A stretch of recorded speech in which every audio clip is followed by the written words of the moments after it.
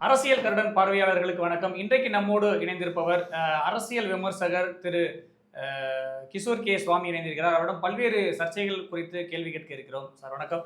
நலமா இருக்கிறீங்களா சார்? கோவை மருதமலையில் நாம் தமிழர் கட்சியினர் கைது செய்யப்பட்டதற்கு சீமான் அவர்கள் கண்டனம் தெரிவிச்சிருக்கிறாரு.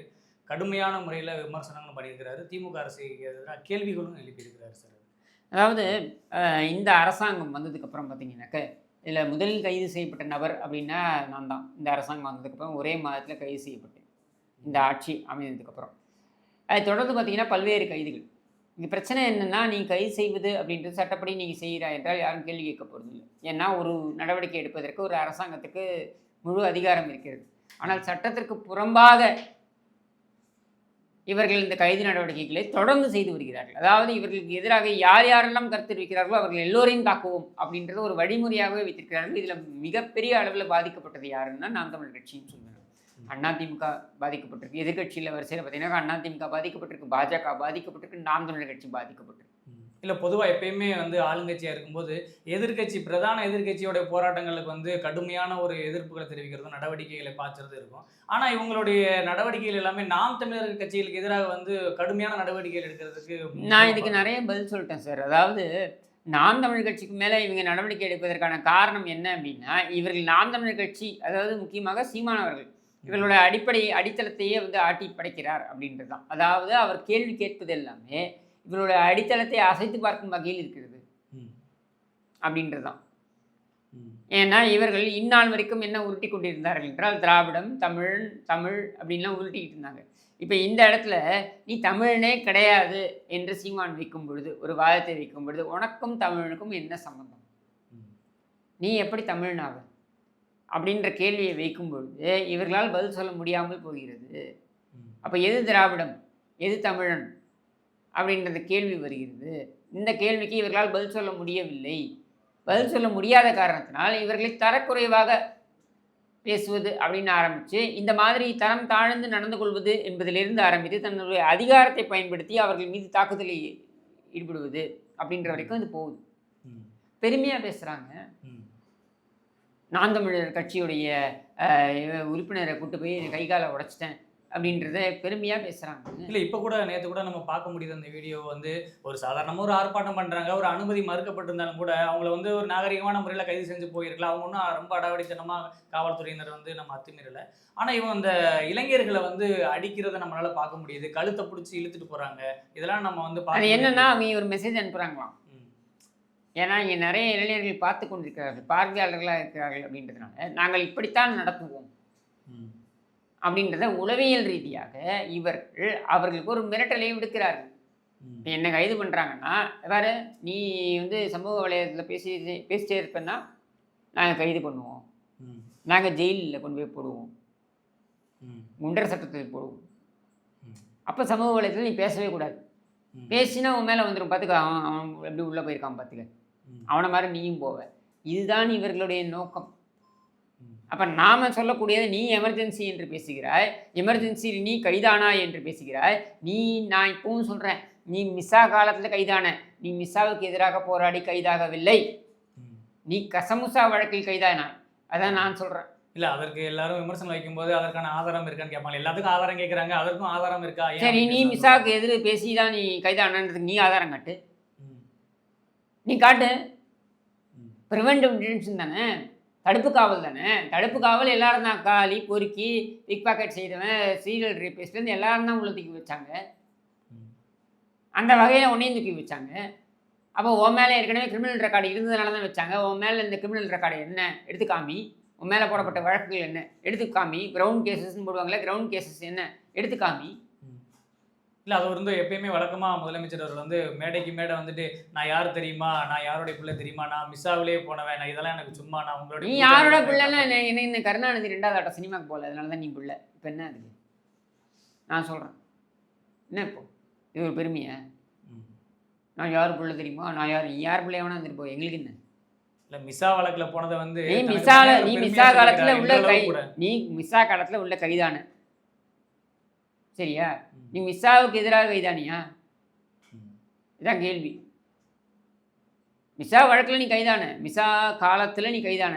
ஏன்னா எல்லாருமே வந்து 1976 77 வரைக்கும் 78 வரைக்குமா 1.5 வருஷமோ அந்த இந்த எமர்ஜென்சி இருந்தது இல்லையா, அந்த காலத்தை கைதானவங்க எல்லாமே மிசால கைதானவங்க தான். ஆனா மற்றவங்களாம் இப்ப யாரும் சொல்லிக்கிறது இல்ல. அவர் மட்டும் சொல்லிக்க தான் வேண்டியதுதான். சொல்லிக்கிறாரு நான் அப்படின்னு. மிசா பிக் பாக்கெட் அடித்தவங்க கூட சொல்லிக்கலாம். நானும் மிசாவில் உள்ளே போனேன்ட்டு. ஏன்னா அப்போ எல்லாமே மிசா இருந்தது. ம். கைதானவன் அத்தனை பேருமே, தடுப்பு காவலில் கைதானவன் அத்தனை பேருமே மிசா கைது தாங்க. ம். தடுப்பு காவலில் நீ எது கைதாகிற? ஏற்கனவே குற்ற வழக்கு இருக்கிறது. நான் கருணாநிதி இருக்கு ஸ்டாலினை அப்படின்னா, திட்டி சில பத்திரிகையாளர்களை திட்டி நான் கைதானேன். ம். சரியா? அதனால என்ன வந்து குண்டாஸில் போட்டாங்க. குண்டர் சட்டம் எதற்காக கொண்டு வரப்பட்டது? ம். தொடர்ந்து கள்ளச்சாராயம் காய்ச்சுபவர்களுக்காக கொண்டு வரப்பட்டது குண்டர் சட்டம், தடுப்பு காவல். ஏன்னா அதில் தான் போடுறீங்க, அந்த இதுக்குள்ளே போடுறீங்க. அப்போ நான் எதனால் கைதானேன்னு நீங்கள் கேட்டிங்கனாக்கா, நான் ஸ்டாலினை திட்டினேன், கருணாநிதி திட்டினேன், பத்திரிகையாளர்களை திட்டினேன், அதனால் என்னை கைது பண்ணாங்கன்னு என்னால் கிரவுண்ட் கேஸ் காமிக்க முடியும். நீ காமி அந்த மாதிரி. இல்ல இப்போ நீ அரசாங்கத்துக்கு எதிராக நான் இந்த போராட்டத்தை நடத்தினேன், இதில் இந்த வழக்கை வாங்கினேன், அதனால் என் மீது குண்டர் சட்டம் போட்டாங்க, இல்லை மிசா சட்டம் போட்டாங்கன்னு நீ சொல்லு. மிசா காலத்தில் நீ கைதான, அவ்வளோதான். மிசாவில் நீ கைதாக. மிசாவுக்கும் அந்த அளவுக்கு அவருக்கும் எந்த தொடர்பு இல்லை. ஏற்கனவே மிசாவுக்கும் அவருக்கும் தொடர்பு இல்லை. மிசா காலத்தில் கைதானார். மிசா என்கிற தடுப்பு சட்டத்தின் கீழ் கைதானார். தடுப்பு சட்டத்தின் கீழே பிக் பாக்கெட்லேருந்து சீரியல் ரேபிஸ்ட் வரைக்கும் கைதாகிருக்காங்க. இதில் எந்த ரகத்தில் ஸ்டாலின் வருவார்ன்றது நமக்கு தெரியாது. அதற்கான ஆவணங்களும் அங்கே இல்லை. இதான் நான் சொல்கிறேன்.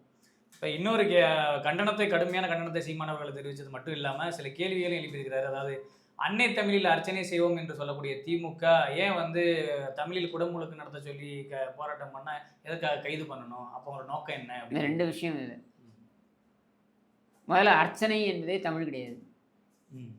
அர்ச்சனை என்பதே சமஸ்கிருதம். சரியா? சரி, இது அன்னை தமிழ் அர்ச்சனை அப்படின்னா அது என்ன? அன்னை தமிழ்ல சேர்த்துக்கிறாங்க, அர்ச்சனையை அதாவது தமிழ் அர்ச்சனைன்றது தமிழ் கிடையாது.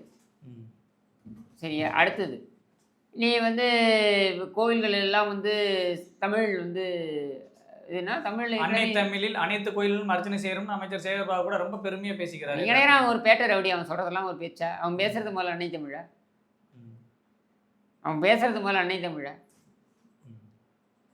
அவனே ரவுடி பாஷையில தான் பேசுவான். வாயை திறந்தீங்கன்னா அவ்வளோ வார்த்தைகள் வரும். அதை நம்ம சென்னை அர்ச்சனைன்னு சொல்லிக்கலாம். அவ்வளோ பேசுவான். அப்புறம் அவனை எப்படி நீங்கள் அளவுகோலாக எடுத்துப்பீங்க? அவனையெல்லாம் விடுங்க. நான் கேட்குறது என்னென்னா, நீங்கள் இன்றைக்கி இந்த கோவில்கள் எல்லாம் வந்து நாங்கள் வந்து அனைத்து சாதியினரையும் அர்ச்சகராக்குவோம் ஆக்கியிருக்கியா? இல்லை, நிறையா செய்திகள். எத்தனை திரௌபதி அம்மன், நான் கேட்குறேன், எத்தனை திரௌபதி அம்மன் கோவிலில் நீ மாற்று சாதியினரை அர்ச்சகராக்கியிருக்க? ஒருத்தர் கூட இது வரைக்கும் ஆகலை சார். ஆக்கியிருக்கியா? எத்தனை செட்டியார்கள் கோவிலில் நீ மாற்று சாதியினரை அர்ச்சகராக்கியிருக்க? எத்தனை நாடார்களுடைய கோவில்களில் நீ மாற்று சாதியினரை அர்ச்சகர் ஆக்கியிருக்க? எங்கேயும் ஆக்கியது கிடையாது. வாய்க்கு வந்ததை பேசிக்கிட்டு இருக்க, அவ்வளவுதான். நீ ஆக்கணும்னு நினச்சனா, நீ ஆக்கப்பூர்வமாக நினச்சிருந்தனா இதை நீ பண்ண வேண்டியது. உனக்கு தைரியம் இருக்கா? துணிச்சல் இருக்கா? வெறும் பிராமணர்கள் இருக்கக்கூடிய ஒரு 4-5 கோவில்களில் மட்டும் உன்னுடைய ஆட்டத்தை காமிப்ப. மற்றபடி மற்ற இடங்கள்ல நீ எங்கே காமிச்சிருக்க? பேசுவோம். இன்றளவும் கூட சிதம்பரம் கோயிலில் வந்துட்டு இன்னும் சர்ச்சை. அது நீதிமன்றத்தின் கட்டுப்பாட்டில் இருக்குங்க. சிதம்பரம் கோவிலை பொறுத்திருக்கும் உச்சநீதிமன்றம் மிக தெளிவாக தீட்சிதர்கள் அவர்கள் தான் அந்த கோவிலை நிர்வகிப்பார்கள் அப்படின்றத தெளிவுபடுத்தி விட்டது. நான் கேட்கறது, அனைத்து சாதியினரும் அர்ச்சகர் ஆகலாம் என்பதனை நீ 38,500 கோவில்கள் இருக்கிறது தமிழகத்துடைய அந்த அறநிலைத்துறையின் கீழே அப்படின்னா, இந்த அறநிலைத்துறையின் கீழே இருக்கக்கூடிய இந்த 38,500 கோவில்களில் எத்தனை கோவில்களில் அனைத்து சாதியினரும் நீ அர்ச்சகராக்கி இருக்கிறாய்? ஒரு சில மாதங்களுக்கு முன்னர் 80 வயதையோ 90 வயதையோ எட்டிய உன் தாயார் தயாளுமான் அவரை வாழ்த்துவதற்கு வந்தார்கள் அர்ச்சகர்கள். ஏன் அவர்களெல்லாம் சொல்லி வைத்தார் போல பிராமணர்களாக இருக்கிறார்கள்? ஏன் அனைத்து சாதியினரும் அர்ச்சகராகலாம் இருக்கக்கூடிய அந்த அனைத்து சாதியினர்லாம் ஒருத்தர் எடுத்து வச்சுக்க வேண்டியதானே? நீ ஏன் அதை செய்யல? துர்கா ஸ்டாலின் போகிறாங்கல்ல, கோவிலாக போகிறாங்கல்ல, போகட்டும், வாழ்த்துக்கள், நான் அதை மறுக்கல. அதில் ஏதாவது இடத்துல பூர்ணகம்ப மரியாதை கொடுக்குறாங்களே, இவங்களுக்கு பூர்ணகம்ப மரியாதை கொடுக்கல. கொடுத்ததில் அனைத்து சாதியினரும் அர்ச்சகர் அப்படின்றதுலேருந்து ஒரு சாதியினரை நீ அங்கே வந்து அவருக்கு மரியாதை கொடுத்தார் என்று காண்பி. என்னால் முடியாது, எல்லாம் பிராமணராக தான் இருப்பான். ஏன் ஏன் இல்லை அதே தான் மக்கள் கேட்குறாங்க. அது ஏன் அப்போ உள்ளுக்குள்ளே மட்டும்தான் வச்சுப்பாங்க, வெளியில் வந்துட்டு அதை வந்து வேணும்னு காட்டிப்பாங்க. அப்போ என்ன இது நாடகம்? திருச்செந்தூரில் போயிட்டு அந்த கோவிலில் இருக்கக்கூடிய பக்தர்களை எல்லாம் மறித்து, பக்தர்களுடைய நேரத்தை மறித்து, அது என்னது இந்த சத்ரு சம்ஹார யாகம் நடத்தினார். யார்? நம்ம சபரீசன். இவன் யார்? அவன் ஒரு பொறுக்கி. ஸ்டாலினுடைய மாப்பிள்ளைன்றதை தவிர்த்து அவனுக்கு வேறு எந்த தகுதியும் கிடையாது. அவன் படிச்சிருக்கானா? அவன் வேலை பார்க்குறானா? தொழில் செஞ்சுருக்கானா? தொழிலதிபராக தானே சார் வளம் வந்து. என்ன தொழிலதிபர் சார்? அவன் என்ன தொழில் பண்ணான் சார்? உங்கள் வயசு என்ன சார்? எனக்கு 32. 32. உங்கள் குடும்பத்தை நீங்கள் தான் சார் காப்பாற்றுறீங்க. நானும் ஒரு பாட்டுன்னு சொல்லலாம். இந்த சம்பளத்துலேருந்து காப்பாற்றுறீங்க இல்லையா? நீங்கள் சம்பாதிக்க இல்லையா? இந்த 32 வயதில் இந்த குடும்பத்தை தாங்க வேண்டிய ஒரு பொறுப்பு உங்களுக்கும் இருக்குது. உங்கள் குடும்பத்தோடைய மற்ற உங்களுடைய மனைவியாக இருக்கலாம், தாய் தந்தையாக இருக்கலாம், எல்லாமே எல்லாரும் சேர்ந்து தானே தாங்குறீங்க, எல்லாரும் சேர்ந்து தானே கஷ்டப்படுறீங்க. இந்த மாதிரி ஏதாவது ஒரு கஷ்டம் இவனுக்கு இருக்கா சார்? இவனுக்கு இருந்திருக்கா சார்? ஸ்டாலின் குடும்பத்தில் பொண்ணு எடுத்தான்ற ஒரே காரணத்துக்காக அந்த ராஸ்கல் வந்து வந்திருப்பான். அவன் 14 கோடி ரூபாய் ஆட்சி போட்டுட்டு இருப்பானா? இது பெருமையாக வச்சுருப்பாங்களா? ஈசிஆரில் அவனுக்கு ஒரு பங்களாவான், அதில் நீச்சல் குளமா? என்ன சார் அநியாயம் இது? அப்போ இந்த சமுதாயத்தில் ஓடாய் மாடாய் தேய்ந்து உழைக்கக்கூடியவன் அவன் 30 வருஷமோ 40 வருஷமோ நம்ம நல்லா இல்லாலும் பரவாயில்ல, நம்ம குழந்தைங்க நல்லா இருக்கணும் அப்படின்னு நினச்சி, அந்த குழந்தைங்க வாழ்க்கை நல்லா இருக்கணும் அப்படின்னு நினச்சி தன்னுடைய வாழ்க்கையை தியாகம் செய்யக்கூடியவன்லாம் மடப்பே. இவன் தான் அறிவாளியா?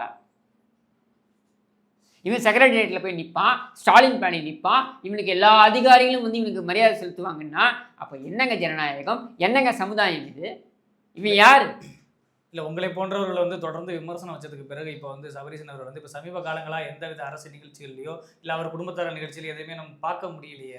ஏங்க பெண் நிறுவனம் வச்சு நடத்துகிறானுங்க, அவனுங்க பேர் வச்சுருக்காங்க பாருங்க, நிறுவனத்துக்கு பேரே பெண்.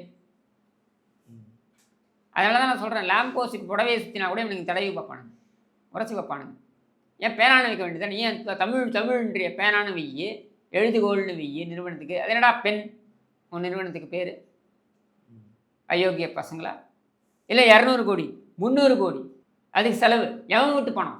இவன் உழைச்சி சம்பாதிச்சதா? இப்படி உழைக்காமலேயே ஒரு குடும்பம் வந்து உட்காந்து தின்னும்.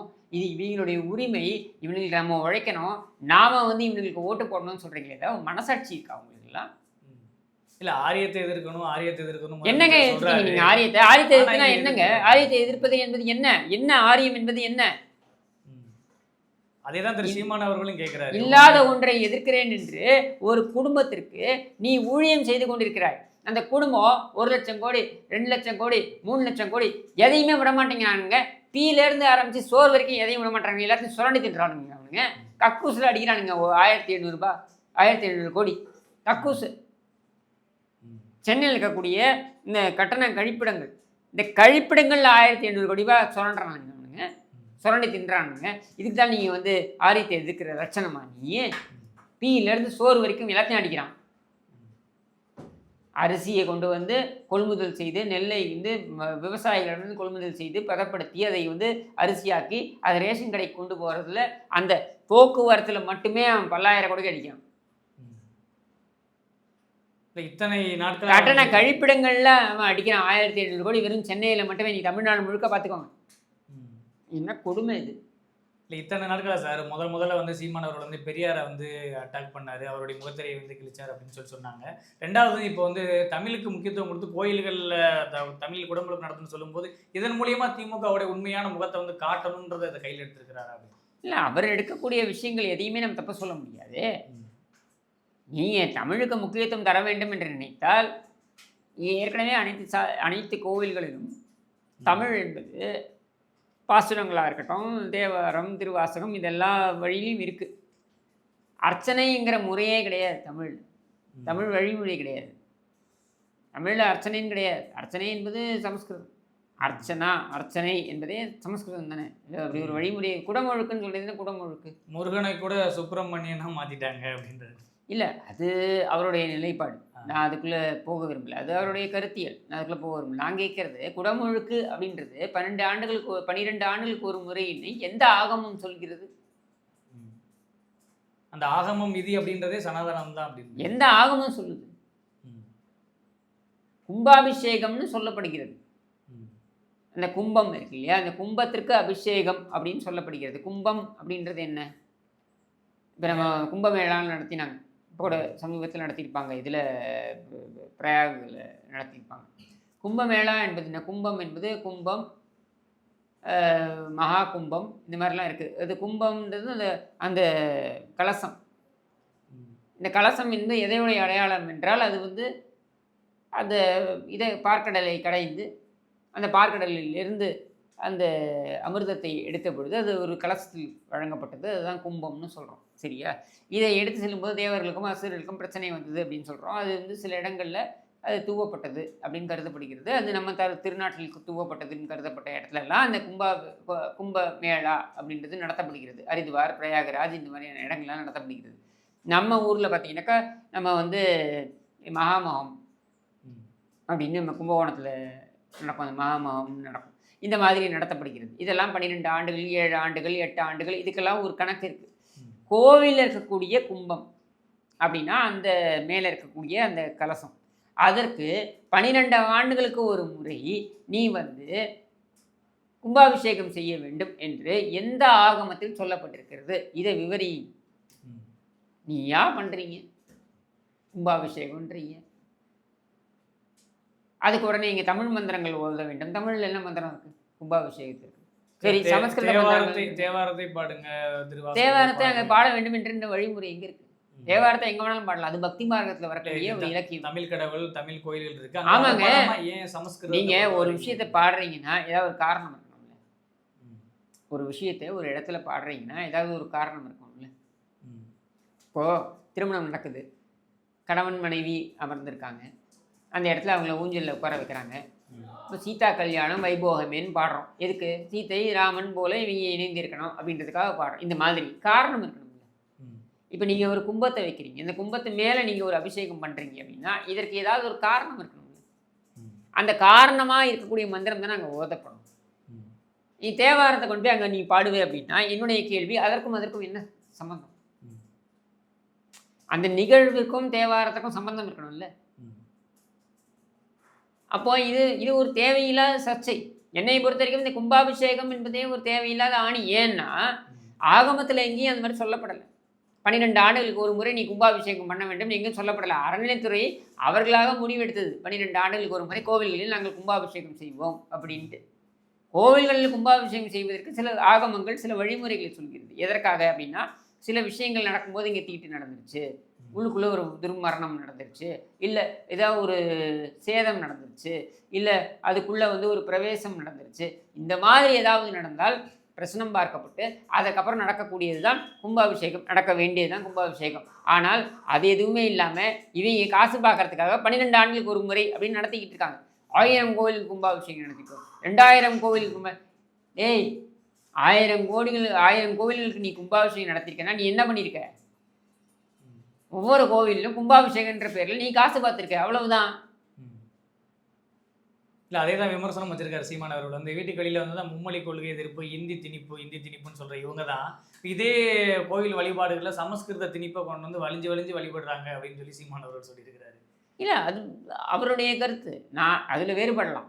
என்னை பொறுத்த வரைக்கும் கோவிலில் வழிமுறைகள் என்பது பல்வேறு வழிமுறைகள் இருக்குது. அதில் சீமானுடைய கருத்துக்கள்லேருந்து நான் வேறுபடலாம். அதனால் நான் வந்து கண்ணை மூடிக்கொண்டு சீமான் சொல்வதெல்லாம் சரின்னு நான் சொல்ல போகிறது இல்லை. ஆனால் நான் கேட்குறது என்னென்னா, சீமான் கேட்பதில் நியாயம் இருக்குது. நியாயம் என்ன அப்படின்னா, நீ அவ்வளோ பெரிய தமிழ் பற்றாளனாக இருந்தேன்னா நீ அதையெல்லாம் கொண்டு வந்து நீ உன்னால் முடியுமா? போற்றி போற்றி என்று கொண்டு வந்தோம். ஸ்வாகா என்று இருக்கக்கூடாது, போற்றி என்று நாங்கள் கொண்டு வந்தோம். கருணாநிதி காலத்தில் சொன்னாங்க. சரி, போற்றி போற்றின்னு சொல்ல வேண்டியதுன்னா நீ ஏன் போய் அவங்க மாப்பிள்ளைக்கு வந்து ஸ்வாகா ஸ்வாகான்னு யாகம் பண்ணுறாங்க திருச்செந்தூரில்? எதுக்கு உன் வீட்டை போய் கோயிலாக போகும்போது ஸ்வாகா ஸ்வாகான்னு சொல்கிறாங்க, கேட்டுக்கிட்டு உட்காந்துருக்கு. அப்போ நீ பேசுவது ஒன்று, நீ செய்வது ஒன்று. இல்லை, இப்போ சமீபத்தில் கூட சொல்லியிருந்தாங்க, பெயர் பலகையில் கூட இந்த தமிழுக்கு வந்து முக்கியத்துவம் கொடுக்குற மாதிரி ஒரு அறிவிப்பு வெளியிட்டாங்க. எல்லாரும் முதல்ல பெயர் பலகையில இவனோட கொண்டு பேர்லாம் வந்து- தமிழ்ல இருக்கா? நீ முதல்ல அறிவாலயத்தை அறிவு கோவில்னு மாத்து.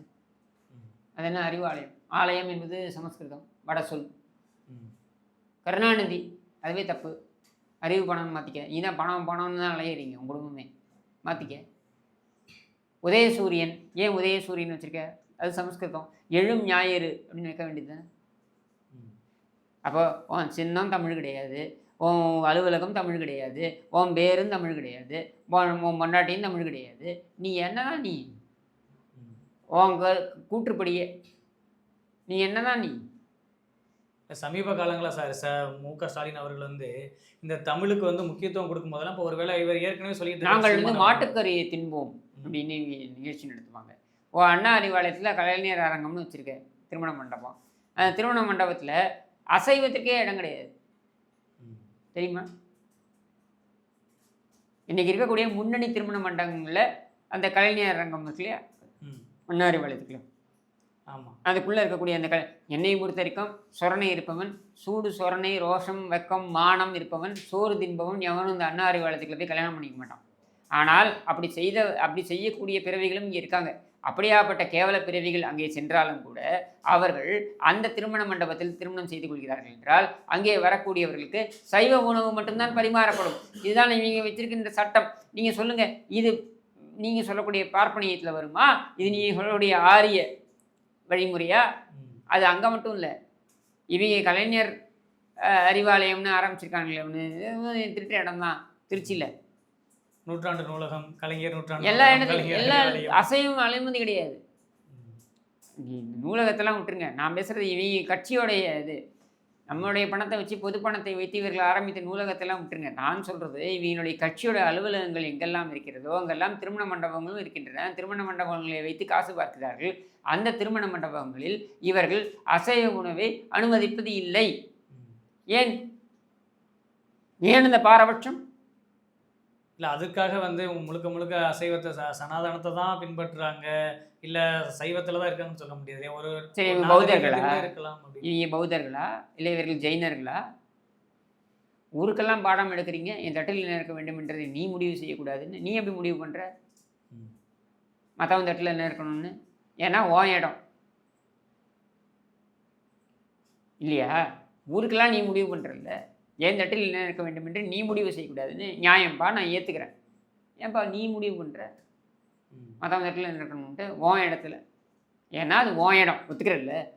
அப்போது இப்போ நாம் தமிழர் கட்சியினர் வந்து ஒரு ஆர்ப்பாட்டம் போராட்டம் பண்ணதுக்கு கூட வந்து இன்னைக்கு அடிச்சு இழுத்துட்டு போகக்கூடிய காட்சியில் பார்க்குறோம். தமிழ்நாட்டில் வந்து வன்முறை நடக்குது, குற்றச்சம்பவங்கள் அதிகரிக்குது, கொலை அதிகரிக்குது. இதற்கெல்லாம் வந்து ஒரு வக்கு இல்லாத அரசாக இருக்கிற திமுக அப்படின்னு கூட சீமானவர்கள் வந்து அடுக்கடுக்கான கேள்விகளையும் முன் வச்சு. நியாயமான கேள்விகள், அவர் கேட்கக்கூடிய கேள்விகள் அத்தனையுமே நியாயமான கேள்விகள். அவர் மீது காட்டக்கூடிய அந்த அந்த அந்த கடினத்தை, அவர் மீது நீங்கள் காட்டக்கூடிய அந்த வேகத்தை நீங்கள் ஏன் சமூகத்தில் இவ்வளவு பிரச்சனைகளை ஏற்படுத்தக்கூடியவர்கள் மீது காண்பிக்க தவறுகிறீர்கள்? முதலமைச்சர் சொல்கிறார் வெட்கி தலை குனிய வேண்டும். முதலமைச்சர் சொல்கிறார் எழுந்து, எங்க சட்டமன்றத்தில் சொல்றாரு நடவடிக்கை, நாங்கள் யாராக இருந்தாலும் நாங்கள் நடவடிக்கை எடுப்போம். எப்பொழுது?